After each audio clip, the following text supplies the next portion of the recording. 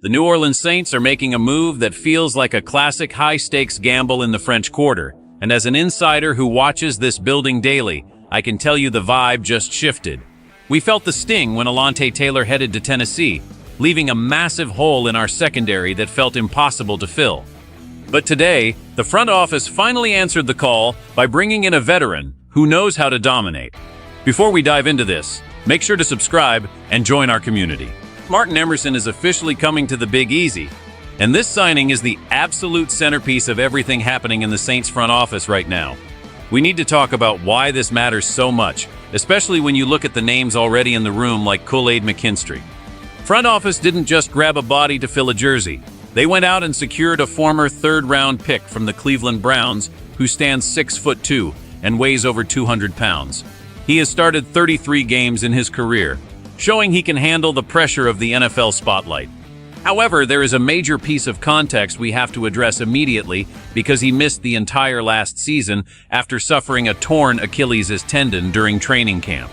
This is a massive gamble for a team that has already taken huge risks lately, like drafting Jordan Tyson or trading for Tyree Wilson.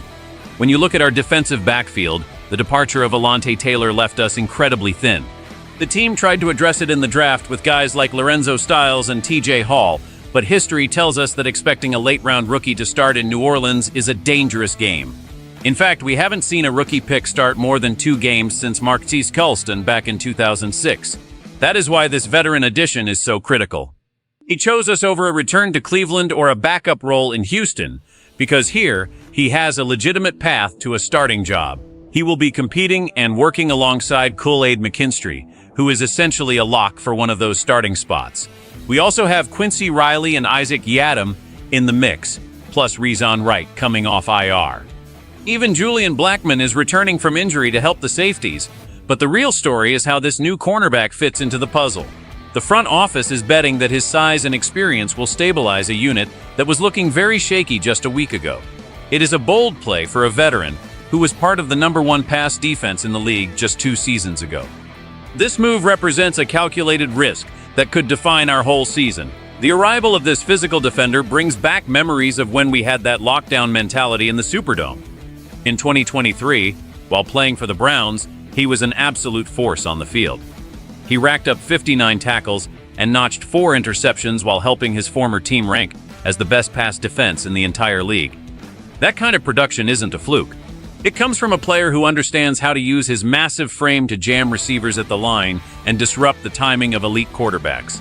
He played 77% of the defensive snaps during his best season, proving he can be a workhorse if his body holds up. But we have to be honest about the journey he has been on. After that breakout 2023 campaign, he saw a bit of a statistical dip in 2024 before the injury happened. His passes defense dropped from 14 down to 5. Even so, he showed his toughness by increasing his tackle total to 80. That tells me he isn't afraid to get his hands dirty in the run game or come up and make a play in the flat.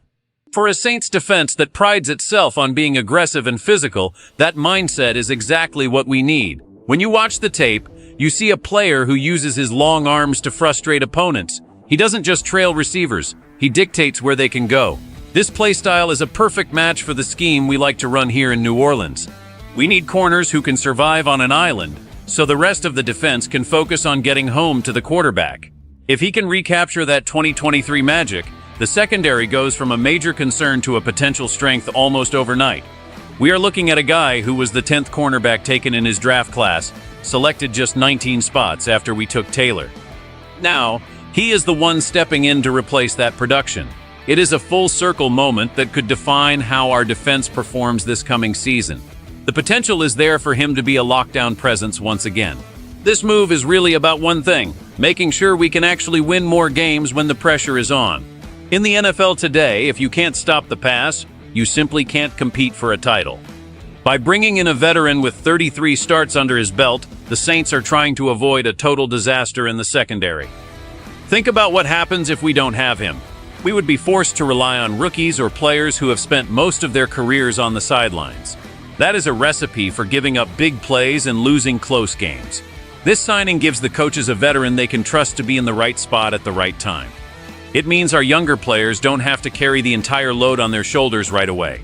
This helps the whole team because when the defense can get off the field, the offense gets more chances to score.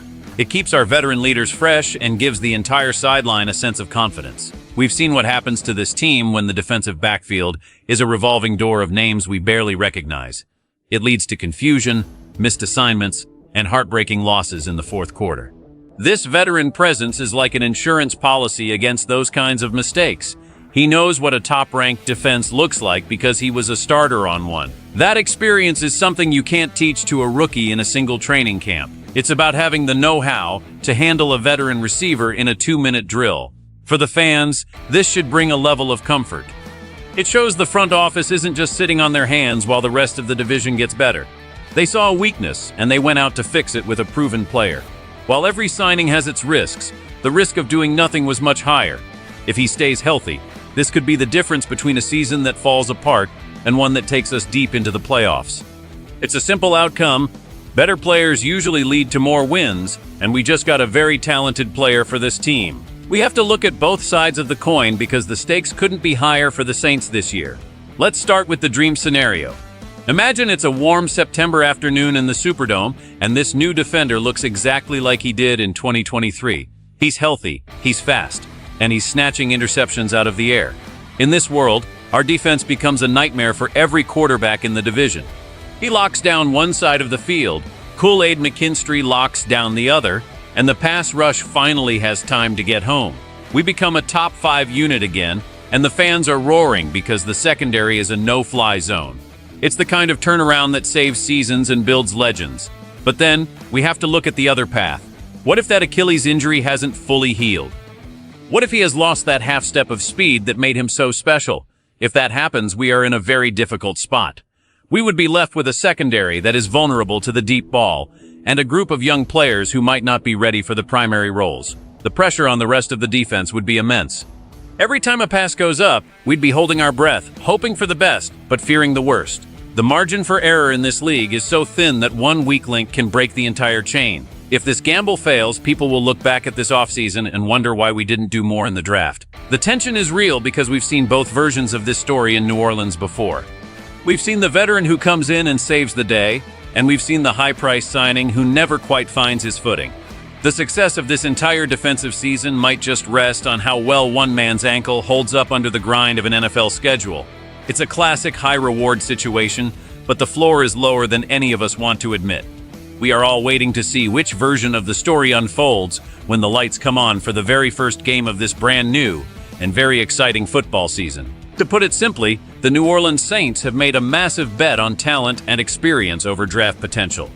Martin Emerson has the size, the history, and the ball skills to be a game changer for this defense. He was a key piece of the best pass defense in football not that long ago, and he chose to bring that talent here to Louisiana. But we can't ignore that he is coming off a devastating injury that kept him out for an entire year. It's the ultimate dilemma for a fan base that has seen its fair share of heartbreaks and triumphs. Do we trust the veteran who has been there before, or do we worry that the injury will be too much to overcome? Be honest with me, Saints fans, would you rather trust a veteran coming off a major injury like this? Or would you have preferred to see us take a bigger swing on a young cornerback in the early rounds of the draft? Let me know your thoughts in the comments below.